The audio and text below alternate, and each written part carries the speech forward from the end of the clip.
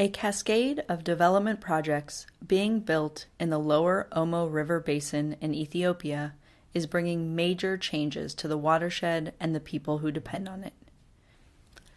Hydrological changes caused by the Gibe 3 Dam and large irrigated plantations could cause a huge drop in Lake Turkana, which would devastate ecosystems and local livelihoods.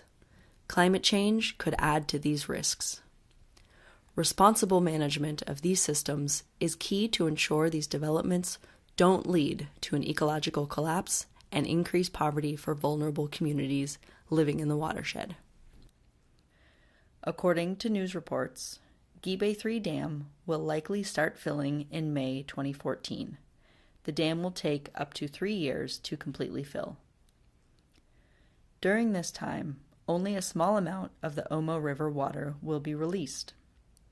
The river's yearly flow will decrease as much as 70%.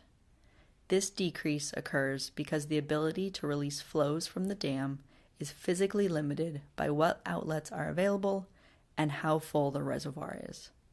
When the dam first starts to fill, there will be one water outlet available, which can only release a small amount of flow, between 25 and 100 cubic meters per second. This flow rate is about equal to the lowest flows of the year and is expected to be sustained for at least 7 to 9 months. This means almost all the runoff from at least 1 year's corrupt season will be lost for downstream people and ecosystems. Downstream of the Gibe 3 Dam, the river's flow will increase as the reservoir rises and power turbines come online to generate electricity. By the beginning of the 3rd year, all 10 turbines are projected to come online. During routine operations, water releases are projected to fluctuate between the minimum flow value of 25 cubic meters per second and the amount released by the turbines, which is capped at about 1,000 cubic meters per second. The amount of flow from the dam will be similar year-round, since the dam will block large and small floods while raising water levels during the dry season. If operators were to release a bigger flood from Gibe 3, the maximum release possible from a full reservoir is about 2,400 cubic meters per second without use of the spillway. Here's how this amount compares to natural floods at the dam site. This means that although the Gibe 3 Dam can physically release some flows that are key to a healthy river, it is limited in the amount of water it can release for high flow pulses and large floods. The stable flows provided by Gibe 3 support the construction of large commercial agricultural plantations in the lower Omo Valley. These irrigated farms are being built about 500 river kilometers upstream of Lake Turkana and will affect the section of the river in which flood recession agriculture and livestock herding are key to people's livelihoods. A low earthen dam built to supply water to these areas is drowning lands upstream and decreasing flows and floods downstream. It funnels water into a wide irrigation canal feeding the rapidly growing plantations. The Karaz sugar plantation and additional areas identified for cultivation could eventually take almost half of the Omo River's inflow to Lake Turkana. Since the Omo River accounts for almost all of Lake Turkana's inflows each year, these developments could cause a big drop in lake water levels. Lake Turkana is projected to drop by about 2 meters during the initial filling of the dam. If current plans to create new plantations move forward, the lake could drop by as much as 22 meters. The average depth of the lake is just 31 meters, so this is a major concern. Dam operations alone could cause Lake Turkana Delta to move southward by 10 kilometers. Climate change could worsen the water situation in the Omo. The Omo Basin could see worse droughts, even more unpredictable rainfall patterns, and higher temperatures, which increase evaporation. While no one can accurately predict future rainfall in the Omo Turkana Basin, there's evidence that there will be a drying trend and warmer temperatures.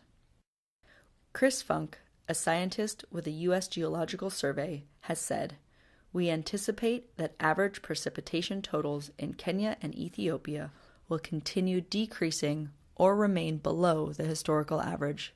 The decreased rainfall in eastern Africa is most pronounced in the March to June season, when substantial rainfall usually occurs."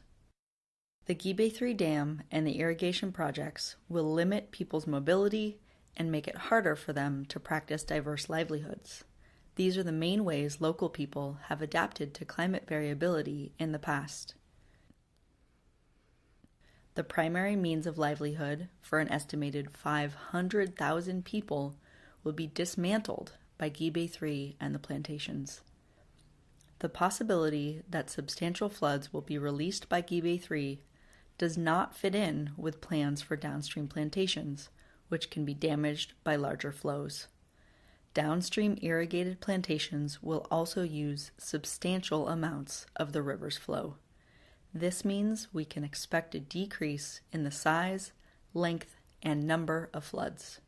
Important low-lying grazing areas are replenished seasonally by floods, and flood recession agriculture is dependent on floods for a successful harvest. Changes to the natural flooding regime will also disrupt fish spawning queues and decrease productive habitat for fish in Lake Turkana and the lower Omo River. Fish catches may decrease in the lake as they have done in the past during periods of lowering lake levels. As the lake shrinks, its function as a last resort water source would be compromised due to decreasing water quality, and because livestock will have to travel longer distances to access the water. Conflicts over scarce resources are expected to increase. But extreme hardships do not have to happen. Even after a river is dammed and diverted, harmful consequences of these alterations can be reduced by releasing water in a way that actively sustains downstream ecosystems, people, local livelihoods, and animals. These flow releases are called environmental flows. Environmental flows cannot return the river or lake to the way they were before development, but if done properly and with the participation of all affected stakeholders in a basin, environmental flows are one way that the water can be more equitably shared among various stakeholders. All uses of the river, especially planned irrigation schemes, must be incorporated into the environmental flows plan for it to succeed. Given the risks in this system, development should be halted while a plan for the Omo Basin is created and the impacts of current projects are assessed, an essential task that has not yet been done. Some projects may need to be canceled or modified since they cause too much harm to people and the ecosystem. How are these flows set? People who know the Omo River and Lake Turkana well can probably describe the patterns in flow and lake level that occur during a day or a season or even over the course of many years. Many living things, including humans, have adapted their life strategy to these natural flow patterns and conditions. For example, a flow event may coincide with certain fish swimming upstream or breeding. People may plant crops after a certain flood. Environmental flow releases are meant to sustain the river and lake patterns that support life. Knowledge of these connections and what makes a healthy river can come from many sources. Scientists may use instruments and field studies to collect data. Historic knowledge may be used. But sometimes the best source of information is local people who may know more about how the river works than anyone else. Documenting these connections does not guarantee that environmental flow releases will take place. Management of the Omo will involve trade-offs between competing uses, such as hydropower generation, irrigation needs, fisheries, and livestock grazing. Stakeholders will need to decide what they value most from the river and pressure decision makers to release sufficient flows to satisfy their needs. Involvement from all stakeholders is key. At this time, the United Nations Environment Program has started working with the governments of Ethiopia and Kenya on the sustainable management of the Omo River. Civil society groups are closely following this process and will seek to ensure that the voices of affected peoples and civil society are included in the decision-making process. It is unknown how long these negotiations will take. Thus, it is critical that the impacts on the river's flow be addressed as soon as possible.